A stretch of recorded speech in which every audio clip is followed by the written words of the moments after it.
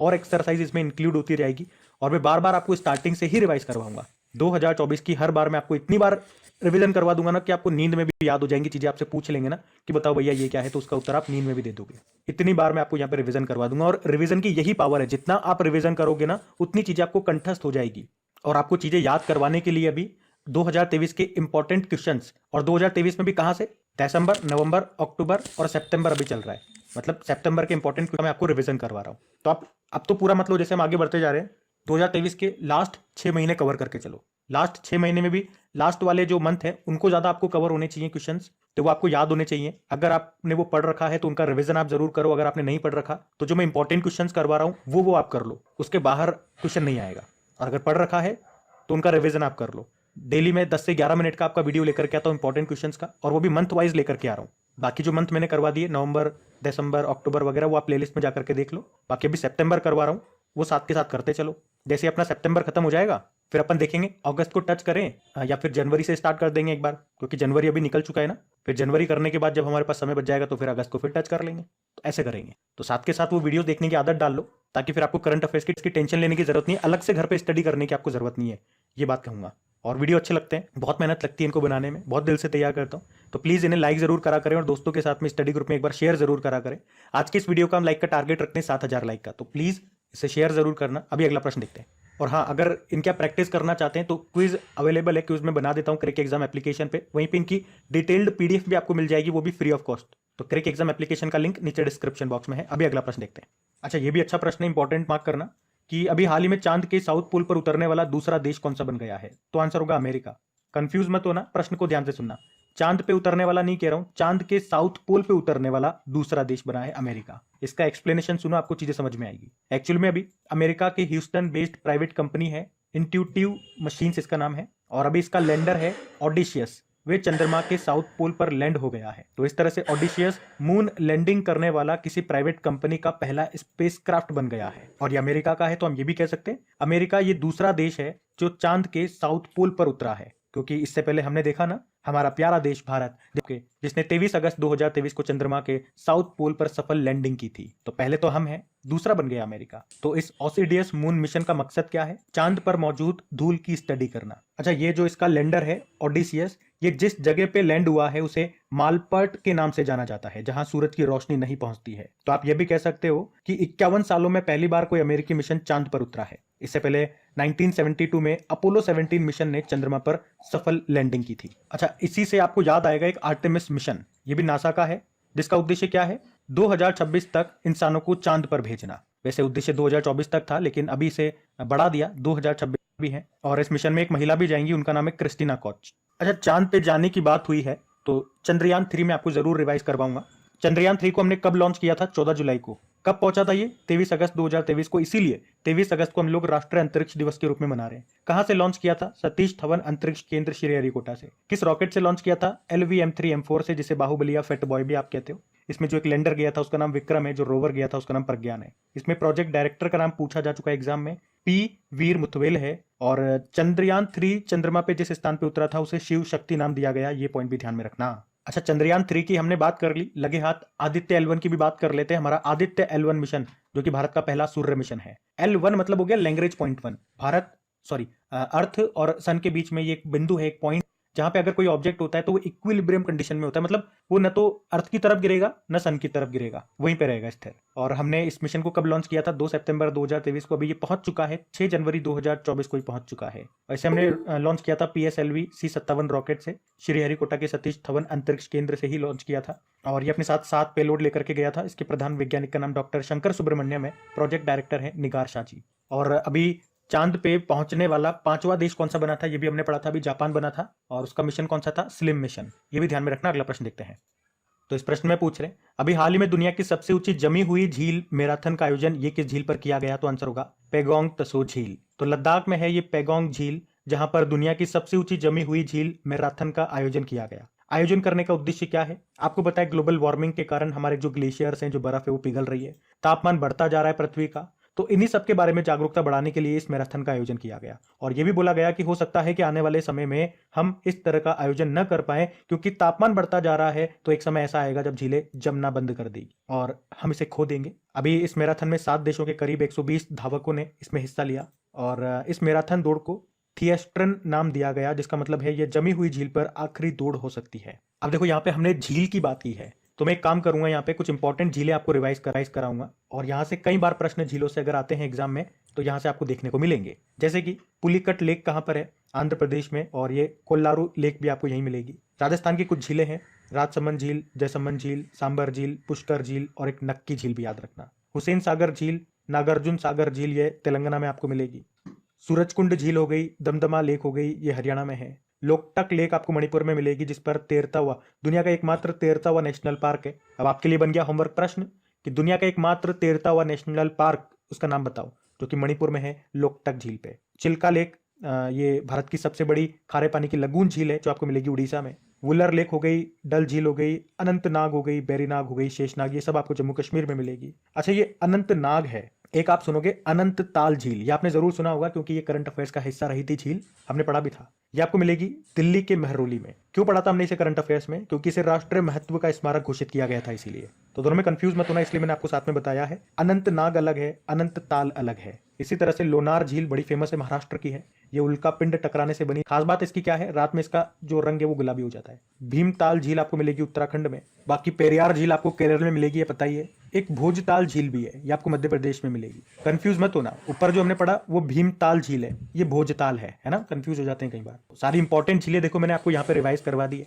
तो आपके current affairs के साथ साथ मैं आपके स्टैटिक प्रश्नों का भी ध्यान रख रहा हूँ। स्टैटिक के साथ साथ पुराने करंट अफेयर्स जो हम पढ़ चुके हैं, जो इंपॉर्टेंट है, वो भी मैं आपको रिवाइज करवाता हुआ चल रहा हूँ। एक कंप्लीट पैकेज आपको मिल रहा है और ये सबको कवर करवाने में ऐसा नहीं है मैं आपके 35 या 40 मिनट या 1-1 घंटे की क्लास ले रहा हूँ। केवल 25 मिनट के आसपास की क्लास में ये सब कंटेंट मैं आपको प्रोवाइड करा देता हूँ, जो लोग 1-1 घंटा ले लेते हैं ये कंटेंट देने में, क्योंकि मैं भी आपके समय की कीमत समझता हूँ। लेकिन कम से कम जितना समय चाहिए उतना समय तो हमें देना ही पड़ेगा, क्योंकि आप में से कुछ स्टूडेंट्स कहते हैं, कुछ ज़्यादा नहीं, कुछ कहते हैं कि समय को घटा करके 20 मिनट के अंदर अंदर लेकर के आओ, 15 मिनट के अंदर लेकर के आओ। तो इतना सब कंटेंट देना 25 मिनट में भी लोगों के बस की बात नहीं है। लेकिन फिर आप लोगों की डिमांड भी फिर ऐसी हो जाती है कि मैं भी हार मान लेता हूँ, वो तो मैं भी नहीं कर पाऊंगा, फिर कंटेंट कट करना पड़ेगा, फिर क्या मतलब रह गया। क्रैक एग्जाम की खास बात ही यही है, तो पढ़ा करो, आपके काम की चीजें ये सारी। अगला प्रश्न देखते हैं। फिर आपसे पूछ रहे हैं अभी भारत सरकार ने अंतरिक्ष क्षेत्र में कितने प्रतिशत एफडीआई को मंजूरी दी, तो आंसर होगा 100%। अच्छा, पहले आप एफडीआई को समझो, फॉरेन डायरेक्ट इन्वेस्टमेंट। तो अगर कोई फॉरेन कंपनी या कोई फॉरेनर, कोई भी व्यक्ति हो सकता है, कोई भी कंपनी हो सकती है, अगर भारत में इन्वेस्टमेंट करती है तो उसके इन्वेस्टमेंट को कहा जाता है फॉरेन डायरेक्ट इन्वेस्टमेंट। तो ये बात आपको समझ में आ गई। तो प्रश्न में अभी हम देख रहे हैं कि सरकार ने अंतरिक्ष क्षेत्र में, स्पेस सेक्टर में 100% एफडीआई को मंजूरी दे दी है। मतलब अब भारत में स्पेस सेक्टर में कोई भी विदेशी व्यक्ति या कोई भी विदेशी कंपनी पूरा 100% तक इन्वेस्ट कर सकती है। जैसे कि भारत में मैंने एक रॉकेट कंपनी खोल ली, मान लो क्रिक एग्जाम रॉकेट प्राइवेट लिमिटेड, ऐसा कुछ नाम डाल दिया। अब उसमें इन्वेस्टमेंट चाहिए मुझे 100 रुपए का, तो उसमें कोई भी विदेशी कंपनी पूरा का पूरा 100 रुपए इन्वेस्ट कर सकती है। जैसे कि कोई भी विदेशी कंपनी हो गई, नासा समझ लो, कोई भी विदेशी व्यक्ति हो गया, एलन मस्क भैया हो गए, तो वो पूरा का पूरा 100 रुपया उसमें इन्वेस्ट कर सकती है, ये इसका मतलब हो गया। और मैं आपको ये भी बता दूं, या वैसे आपको याद होगा, स्पेस से पहले भारत सरकार ने किस क्षेत्र में 100% एफडीआई को मंजूरी दी थी? तो एक तो डिफेंस सेक्टर में और एक टेलीकॉम सेक्टर में। और इसी से रिलेट करके करंट अफेयर्स भी मैं आपको यहाँ पे रिवाइज कराऊं कि 2023 में स्वीडन की एक कंपनी है साब, इसको भारत में रक्षा क्षेत्र में 100% एफडीआई की मंजूरी मिली थी। अच्छा, स्पेस से संबंधित ये 2-3 प्रश्न अभी हमने पढ़े थे, वो मैं आपको रिवाइज कराना चाहूंगा। जैसे कि इसरो ने अभी किस रॉकेट से इनसेट 3DS सैटेलाइट को लॉन्च किया? तो GSLV F-14। नासा और जाक्सा हमने पढ़ा दुनिया का पहला लकड़ी का सैटेलाइट लॉन्च करेंगे, इस सैटेलाइट का नाम होगा लिग्नोसेट। और कौन सी लकड़ी से बना होगा? मैग्नोलिया लकड़ी से बना होगा। नासा ने अभी महासागर और वायुमंडल का अध्ययन करने के लिए कौन सा मिशन शुरू किया? PACE mission. तो ये पॉइंट्स भी ध्यान में रखना। अगला प्रश्न देखते हैं। फिर आपसे पूछ रहे हैं अभी हाल ही में मनोहर जोशी का निधन हो गया, वो किस राज्य के पूर्व मुख्यमंत्री थे? तो आंसर होगा महाराष्ट्र। तो अभी महाराष्ट्र के पूर्व मुख्यमंत्री और पूर्व लोकसभा अध्यक्ष मनोहर जोशी का भी निधन हो गया। वे 86 वर्ष के थे। वे 2002 से 2004 तक लोकसभा अध्यक्ष भी रहे और 1995 से लेकर 1999 तक महाराष्ट्र के मुख्यमंत्री भी रहे थे। वे शिवसेना पार्टी से थे और बाल साहब ठाकरे के काफी भरोसेमंद नेता थे। बाल साहब ठाकरे ने कहा था कि वो मुख्यमंत्री नहीं बनेंगे, यही कारण था कि उन्होंने अपने सबसे करीबी मनोहर जोशी को महाराष्ट्र का मुख्यमंत्री बनाया। तो नाम याद रखना। अगला प्रश्न देखते हैं। अगला प्रश्न है अभी हाल में sculpted stones mysterious of Mamallapuram नाम की बुक को किसने लिखा है? तो आंसर होगा अश्विन प्रभु ने। तो अश्विन प्रभु ने ये बुक लिखी है, एक तो ये याद रखना। तो इस बुक में देश के प्राचीन मंदिरों, चट्टानी गुफाओं और पत्थरों पर उभरी हुई मूर्तियों, उन पर जटिल नक्काशियों और पवित्र स्थानों के भीतर छिपे रहस्यों के बारे में इस बुक में इन्होंने बताया है। बुक का नाम है sculpted stones mysterious of Mamallapuram. किसने लिखा? अश्विन प्रभु ने। अभी हमने पढ़ा था प्रोफेसर एस डी मुनि के बारे में, डेबलिंग इन डिप्लोमेसी नाम की बुक लिखी। संजीव जोशी एक समंदर मेरे अंदर नाम से बुक लिखी। अरूप कुमार दत्ता असम के ब्रेव हार्ट लचित बारफुकन नाम से इन्होंने बुक लिखी थी। तो ये भी न्यूज में थी बुक्स, इनको भी ध्यान में रखना। अगला प्रश्न देखते हैं। फिर आपसे पूछ रहे हैं अभी हाल ही में किस कंपनी ने इंडस ऐप स्टोर को लॉन्च किया? तो आंसर होगा फोन पे। तो वॉलमार्ट के स्वामित्व वाली भुगतान कंपनी है फोन पे। इसने गूगल पे स्टोर और एप्पल के ऐप स्टोर को टक्कर देने के लिए अपना खुद का एक मोबाइल ऐप स्टोर लॉन्च किया है जिसका नाम है इंडस ऐप स्टोर। मतलब जैसे आप एंड्रॉइड का फोन यूज करते हो तो अगर आपको कोई भी एप्लीकेशन डाउनलोड करनी है तो कहां से डाउनलोड करते हो? गूगल के प्ले स्टोर से आप डाउनलोड करते हो। जैसे कि अभी अपनी क्रिक एग्जाम एप्लीकेशन है, वहां पे आपको क्विज लगानी है या अपनी डिटेल पीडीएफ को डाउनलोड करना है, तो उसके लिए आपको क्रिक एग्जाम एप्लीकेशन को डाउनलोड करना होगा। वो आपको कहां पे मिलेगी? Google play store. तो इस फील्ड में गूगल के पास मोनोपोली है। मोनोपोली मतलब एकाधिकार है इस फील्ड में, यही है, कोई और है नहीं। तो है नहीं तो इसकी मोनोपोली है, तो अपनी मनमर्जी चलाता है। ये हमसे कई तरह के चार्जेस लेता है, कई तरह की कंडीशंस लगाता है, क्योंकि हमें वहां पे अपनी एप्लीकेशन को लिस्ट करने के लिए उसको पैसा पे करना पड़ता है। और अभी आप अपनी एप्लीकेशन पे क्विज वगैरह लगाते होंगे, तो आप अगर लंबे टाइम से लगाते आ रहे हो तो आप देखोगे पहले अपनी एप्लीकेशन पे एड्स वगैरह आते थे, लेकिन काफी समय से नहीं आ रहे हैं क्योंकि गूगल ने उसे बंद कर दिया। क्यों बंद कर दिया मुझे भी समझ में नहीं आया, क्योंकि उसकी मन मर्जी है। भाई आप देखोगे मैं आपसे किसी चीज के पैसे नहीं लेता, कोई कोर्स वगैरह नहीं चलाता हूँ कि मुझे आपसे उस बहाने से पैसे लेने पड़े। जो भी होता है सब फ्री में प्रोवाइड कराता हूँ। तो पहले थोड़े बहुत एड्स वगैरह आते थे, अगर आप लोग उनको क्लिक करते थे तो थोड़ी बहुत मुझसे मदद हो जाती थी, क्योंकि एप्लीकेशन को बनाने में, वहां पे लिस्ट करने में, हर चीज के लिए पैसा देना पड़ता था। लेकिन अब वो छोटी मोटी हेल्प होती थी वो भी नहीं हो पाती है, क्योंकि उसने ऐड देना ही बंद कर दिया। तो इस तरह से गूगल की मोनोपोली थी अभी वहां पे। तो अभी उसी मोनोपोली को खत्म करने के लिए फोन पे ने ये इंडस ऐप स्टोर को लॉन्च किया है। और इसने कहा है कि अब जो भी एप्लीकेशन हमारे ऐप स्टोर पे आप लिस्ट करोगे तो 1 साल तक तो आपको कोई पैसा नहीं देना है, कोई चार्ज नहीं लगेगा। उसके बाद से लगेगा, वो भी बिल्कुल नॉमिनल चार्जेस होंगे, बहुत कम चार्जेस होंगे। अच्छा, फोन पे की बात करें, इसके संस्थापक और सीईओ कौन है? समीर निगम है। स्थापना होती है 2010 में और मुख्यालय आपको मिलेगा बेंगलुरु में। तो सिंपल सा याद रखना, इंडस ऐप स्टोर किसकी है? फोन पे की है। अगला प्रश्न देखते हैं।